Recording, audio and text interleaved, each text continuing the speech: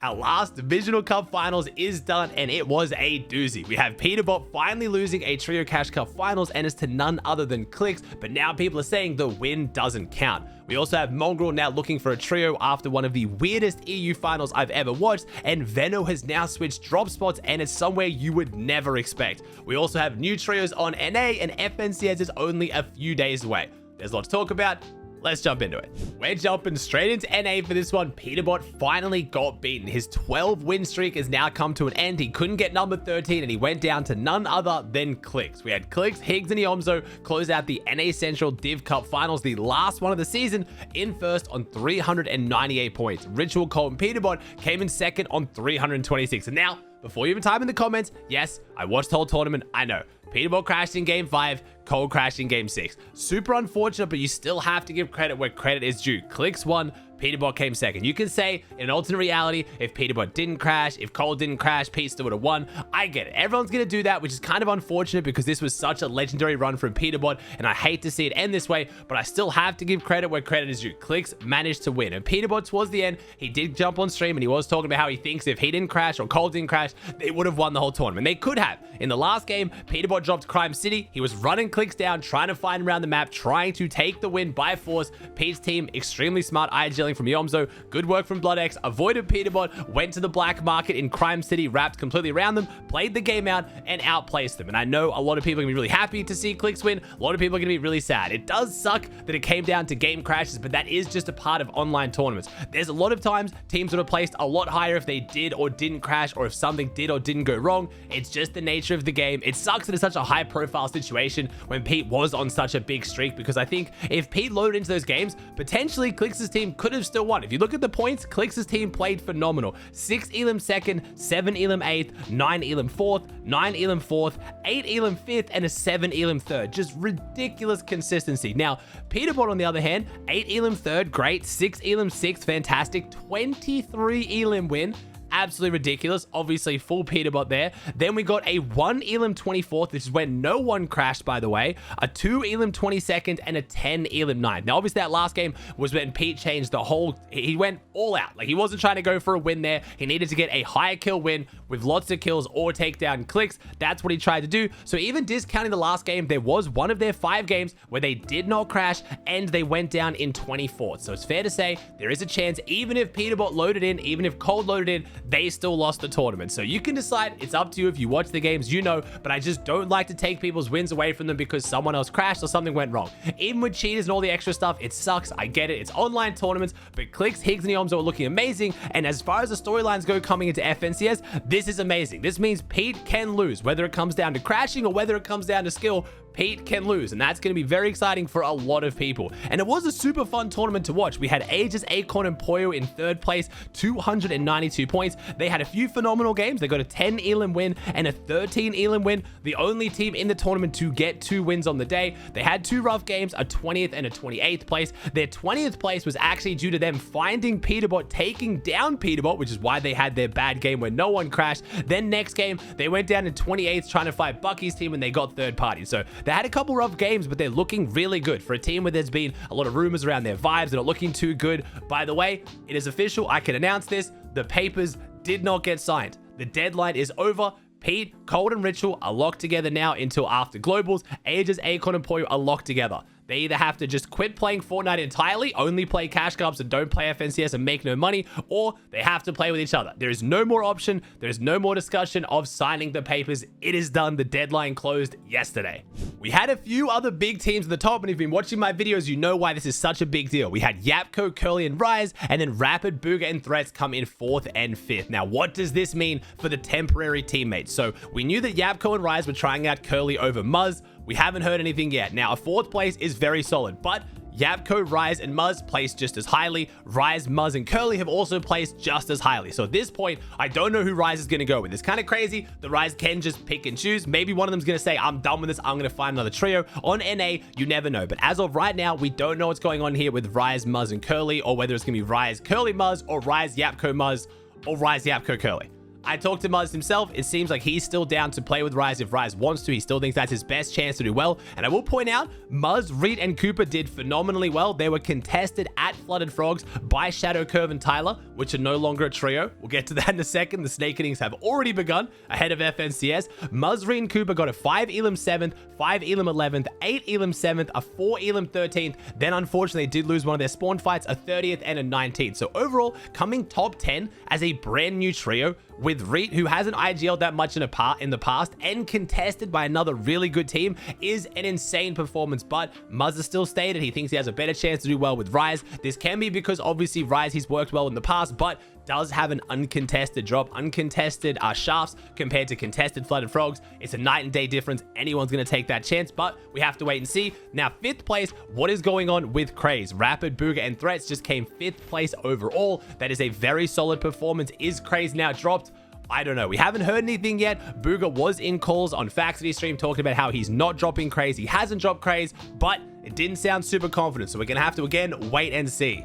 Like I just said, we do have a confirmed new trio. We no longer have Shadow Curve and Tyler. We now have Shadow Curve and Virgo, and Tyler is now looking for a trio. There's probably going to be the first piece in what is going to be a bit of a snake eating, especially with whatever happens with Muzz, whatever happens with Craze. There are a lot of moving parts. Nothing's been said right now. Normally, most of the pros will then take today and tomorrow to start discussing these things. We might see a little bit on the timeline, and it usually seems to be the day off with no tournaments, which is the next day, coming into the Eval Cup, where we actually get to see some trios. There is one more tournament before FNCS starts, the Eval Cup, and that is the last chance for all of these trios to try together. So I think we're going to have a very, very solid snake eating within a couple days. There are some big trios looking, there's big players looking for trios. We have Mongrel also looking for a trio. I'll talk about that in a second, but I really think that is going to be the day where we get the big snake eating, the big video where I'm going to talk about 7 new teams and this and that, and oh my gosh, this is happening. That's probably going to come in a couple days if I had to guess. Going through the rest of the leaderboard, we saw some good placements of trios that may or may not split. We have Liam, Freeze, and Ozone coming in 6th overall. Kanata, Bolton, Sphinx in 7th.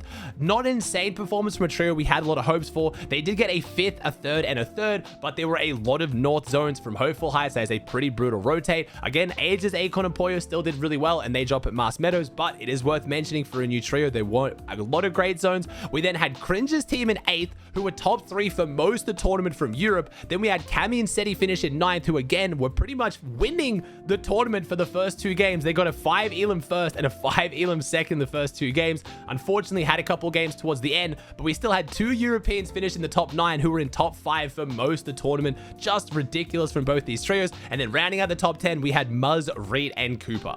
Moving on over to EU, we had one of the messiest finals I've ever watched. I described it on stream as shambolic. It was just chaos. It was just honestly chaos. We had so many big teams contested, not contested, doing poorly. Every end game, there was like one healthy trio and a bunch of solos and duos scrambling around. I think what set the scene was Venno going from being uncontested at Lone Wolf, everyone thinking he's going to run away with the tournament or it's going to be him versus Queasy, to Venno being contested by Gordetti's trio, and a Spanish trio, and this threw a big spanner in the works and pretty much meant a terrible tournament for both of them. Venno's team managed to make it off spawn one single time, and they got a 19 Elim win. This is very similar to Mars Meadows. They're contested, they're losing a lot of their spawn fights, but when they make it off, they absolutely dominate. But does that mean anything if they're not going to make it off spawn a lot? Now, I will say, for Vico, Venno, Flixie, I do think they're going to learn the drop spot and learn the fight even more, but they're getting third-partied like crazy, which I think is only going to be even worse when they go up against Malabuka. Malabuka didn't make the finals. We know Malabuka's not going to leave the drop. He's thrown grand finals plenty of times in the past while being contested. He's already qualled land.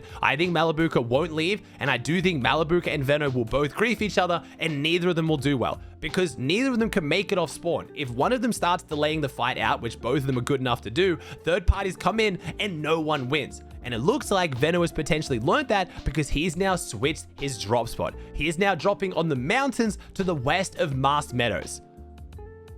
I look at this and I feel like it's a troll, but I honestly don't think it is. I think Vico, Venno, Flixie are just sick of the spawn fights. I think they know how phenomenal they play. All they need to do is get some decent loot and they will make it through mid and end game. They're working with Raz. I'm sure they've got some kind of a plan cooked up. Again, Venno and Clix did extremely well from edge map drops in duos. Venno likes playing Storm. I actually had a long discussion with him in my stream. He was a little bit tilted because he was having a rough tournament, I will say, in case you guys watched that one. But Venno came back to my chat later, apologized, like, look, man, I was pretty heated, but but I just don't think the Crime City, even uncontested with the train, is the right play. He's like, there's just on EU, we don't get conditioned like Pete does. It just doesn't work because everyone is around us. We can't get the loot. We can't get in. We can't get out. He was talking about how you have to play the mid game in this meta. He said Crime City just doesn't work unless you're Peterbot, which, you know, I respect that. So Veno saying that Crime City doesn't work without the train. We want to play for first. We're going to go Mars Meadows. We ran into Frodoxy. Frodoxy wasn't going to leave the drop. We talked to him. He is just not leaving. Even without the land spot, we can grief each other. We wanted to go Lone Wolf Lair, thinking as long as we made it off spawn, you know, 7 or 8 times, we had a chance to win Grands. I think they've now realized Lone Wolf is just, there's no chance they make it off spawn 7 or 8 times. Even Malabuka won't make it off. They'll probably both just grief each other. So I do really respect this decision from Veno. And now a lot of people are going to flame them. Oh, you guys got bitched off drop. You guys suck on spawn. Look at their games when they make endgame. They're absolutely phenomenal. So I understand, even if spawn fighting is their weakness, which I don't think is true, they can still work on it over time. They're going to get better at it.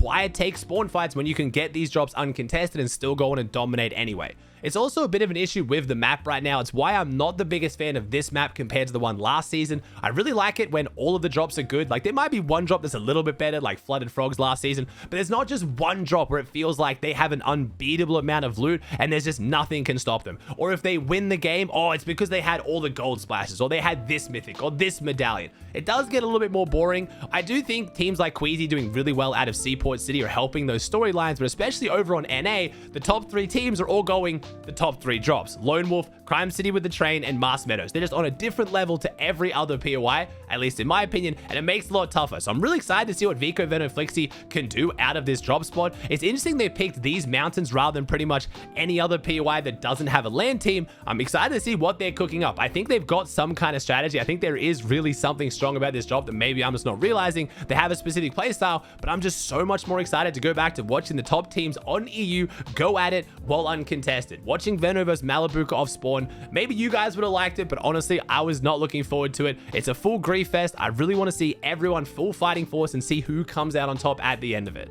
As chaotic as the tournament is, I want to give full credit to Pix, Dam, and Damus for winning this. I've been gassing them up a whole bunch. Polish trio out of Pump Power. They were actually contested a couple of the games, and their match history was still insane. They had an 11th and a 27th, but then they got a 4th, 3rd, 2nd, and 5th to bring the tournament back. And in the last game, we had Pix solo clutching, where he took down Kiro to win by 1 singular point. Pink, Nebs, and Kira came in second on 308 points. Pix won it on 309. Now, Pink's team did it out of uncontested Demon Dojo, but they weren't even getting the loot to the south of Demon Dojo. They only had like the loot on top of the mountain. So ridiculously good performance from Pink's team as well. Really, really good high ground win from game 1, 5 Elim win, then a 6 Elim 2nd, 2 Elim 10th, 8 Elim 9th, 0 Elim 11th, and then an 8 Elim 8th. I know you're thinking, oh, these match histories aren't too crazy, but like I said, EU was a mess. It was honestly ridiculously hard to make it into endgame as a full trio healthy. Everyone was fighting everyone in Storm constantly. It was just a mess. We had Chino, Pablo, and Frodoxy come in 3rd place with only 2 games inside the top 10.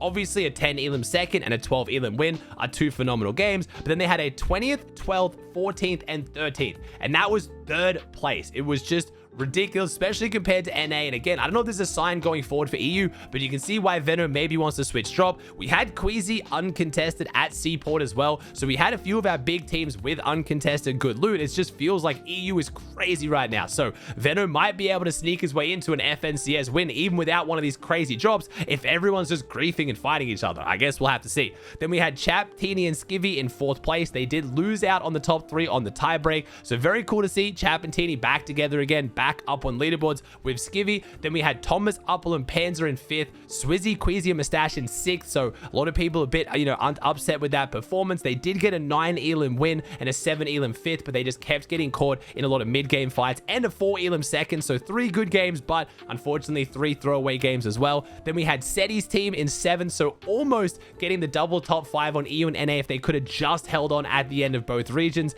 Then we had Dynas, so 3 full Polish trios in the top 8, by the way, doing really, really well. Then we had Akira in 9th and Della in 10th. Now, again, Mongrel.